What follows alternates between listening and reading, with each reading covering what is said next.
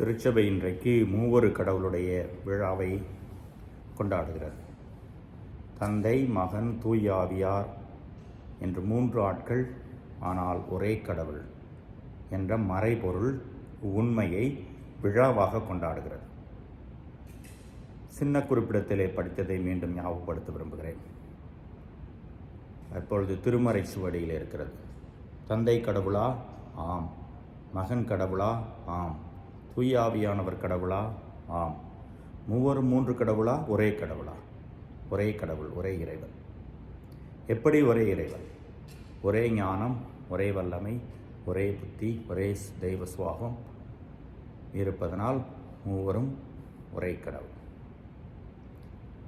இது ஒரு மறைபொருள். இதை புரிந்து கொள்ள முடியாது.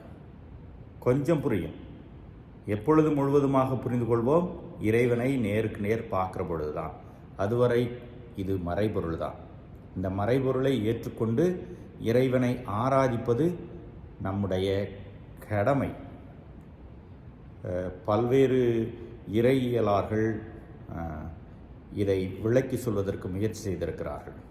ஒரு விளக்கம், தண்ணீர், பனிக்கட்டி, நீராவி மூன்றுமே ஒன்று தான். தண்ணீரில் உள்ள மூலக்கூறு, அறிவியல் பூர்வமாக H2O என்று சொல்வோமே, அந்த மூலக்கூறு மூன்றிலும் ஒன்று தான். ஆனால் மூன்றும் வெவ்வேறு நிலை. ஒன்று திரவநிலை, திடநிலை, வாயு நிலை.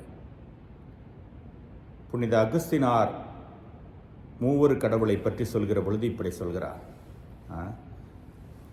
தந்தை அன்பு செய்கிறவர், மகன் அன்பு செய்யப்படுகிறவர். அந்த அன்பு தான் தூய ஆவியானவர். அன்பை மூன்று பேருக்கும் விளக்கி அதை சொல்கிறார்.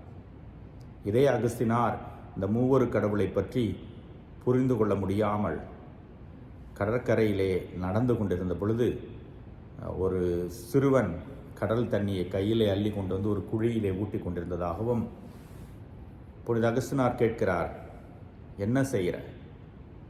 அப்பொழுது அந்த சிறுவன் சொன்னான், கடல் தண்ணியெல்லாம் மொண்டு கொண்டாந்து இந்த குழியில் ஊற்ற போகிறேன். அதே எப்படிப்பா தம்பி நடக்கும்? அதெல்லாம் முடியாது. இந்த சின்ன குழியில் அவ்வளோ பெரிய கடல் தண்ணி அப்படி.